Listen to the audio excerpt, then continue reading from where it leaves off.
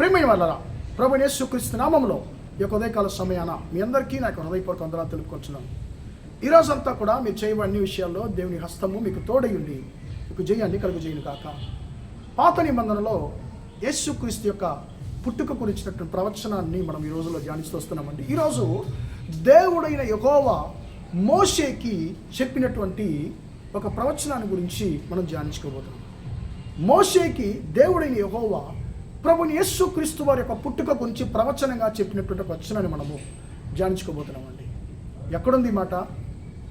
మనము చదువుతున్నాము ద్వితీయోపదేశకాండము 18వ అధ్యాయము 18వ వచనం నుండి మనం చదువుతున్నాము. దేవుడైన యెహోవా అంటున్నాడు, నీ వంటి ప్రవక్తను నేను వారి సహోదరుల నుండి వారికి నేను పుట్టించబోతున్నాను అని ఆయన అంటున్నాడు. నీ వంటి ప్రవక్తను నేను వారి కొరకు వారి సహోదరులను నేను పుట్టింతును. అప్పుడు ఆ ప్రవక్తకు వీళ్ళు ఏం చేయాలంటే, ఆ ప్రవక్త నోట ఏం మాటలు ఉంటాయంటండి? ఆ ప్రవక్త యొక్క నోటిన యెహోవా యొక్క దేవుని యొక్క మాటలు ఉంటాయి. ఆ ప్రవక్త యొక్క మాటలకు మీరు లోబడాలి. ఆయన చెప్పే మాటలకు లోబడిన వారిని నేను విచారణ చేసేదను అని దేవుడని యెహోవా అంటున్నాడు. ప్రియమైన బిడ్డలారా, ఇక్కడ దేవుడైన యెహోవా చెప్పేటువంటి ఆ ప్రవక్త ఎవరు అంటే ఆయన ప్రభువైన యేసుక్రీస్తు వారు.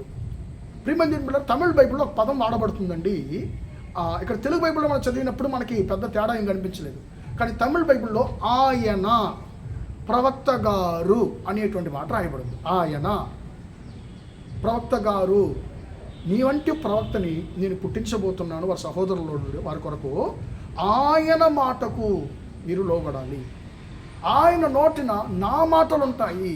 నేను నేర్పించేటువంటి మాటలో ఆయన మీకు బోధిస్తాడు అనేటువంటి మాటలు ఆయన అనేటువంటి పదం వాడబడుతుంది.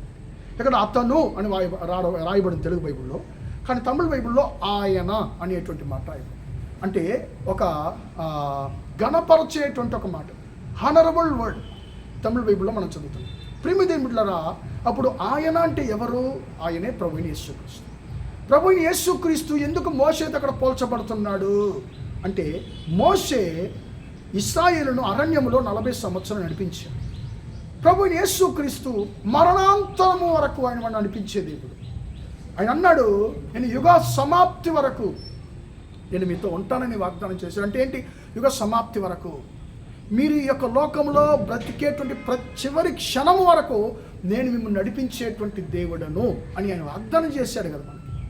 ప్రేమ దేవుడు ఎందుకు ఈ యొక్క లోకానికి యేసయ్య పుట్టాడు?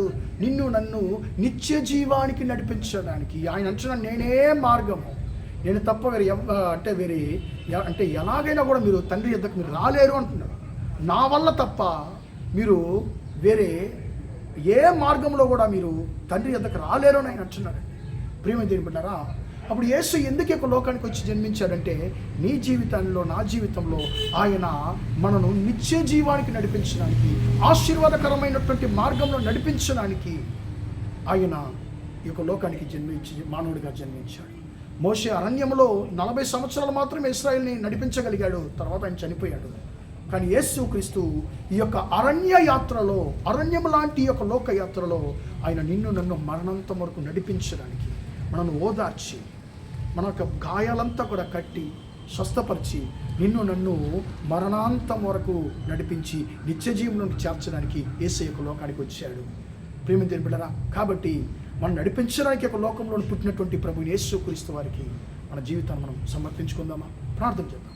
ప్రేమగల మా తండ్రి, దయగల దేవ, ఇంతవరకు మాటలు విన్న తండ్రి, నీ బిడ్డలు మీరు దీవించండి, ఆశీర్వదించండి తండ్రి. స్తోత్రమయ్యా. యేసుక్రీస్తు వారి యొక్క పుట్టుకను గురించి తండ్రి మేము ధ్యానించుకోవడానికి కృప దయచేసానికి స్తోత్రం.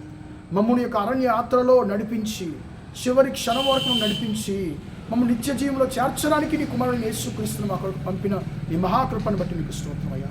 మమ్మల్ని నడిపించేటువంటి యేసయ్య యొక్క చేతికి ఈ ఉదయకాల సమయాల్లో మా జీవితాన్ని సమర్పించుకుంటున్నామయ్యా. ఈ మాటలు వింటున్న ప్రతి ఒక్కొక్కరి జీవితాలు తండ్రి అయ్యా నువ్వు నడిపించమని, ఈ అరణ్య యాత్రలో మీరే మాకు నడిపించమని యేసుక్రీస్తు నామములో ప్రార్థించి అడిగి వేడుకొంటున్నాను తండ్రి. ఆమేన్, ఆమేన్. ప్రియమైన వాళ్ళరా, దేవుడు మిమ్మల్ని దీవించి ఆశీర్వదించును గాక. Praise the lord.